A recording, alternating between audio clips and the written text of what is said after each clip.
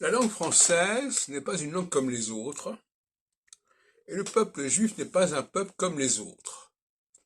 Voilà deux phénomènes que j'étudie et dont je m'aperçois que on ne peut pas réduire la langue française à une langue comme une autre. C'est une langue qui a des capacités particulières, qui a un impact particulier, et par conséquent, il est regrettable que l'on dise oui, le français, pourquoi pas, comme une autre langue. Non. Et pour les juifs, c'est pareil. J'en parlais tout à l'heure à propos de la notion de discernement.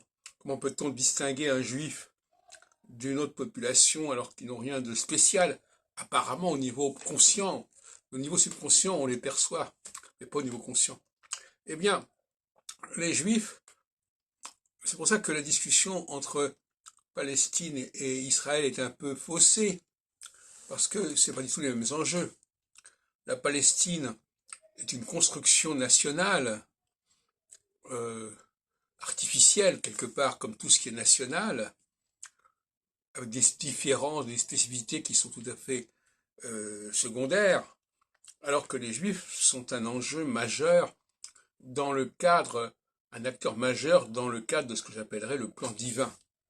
Donc il n'y a aucune commune mesure entre Israël et les Juifs en général et les Palestiniens. C'est vraiment des mondes complètement décalés les uns par rapport aux autres.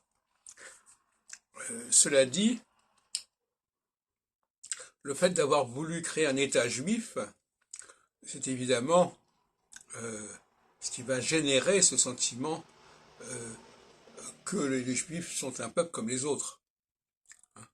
Herzl a provoqué ce résultat avec les conséquences que l'on connaît, y compris dans le cas de la Shoah d'ailleurs. Et donc, minimiser le rôle des Juifs ou le normaliser en le présentant comme un peuple comme les autres, comme un État comme les autres, ça me paraît extrêmement dangereux, parce que si c'est comme les autres, il est interchangeable, et s'il est interchangeable, eh bien on peut s'en passer. Alors que si on montre que un peuple a une place tout à fait vitale et centrale,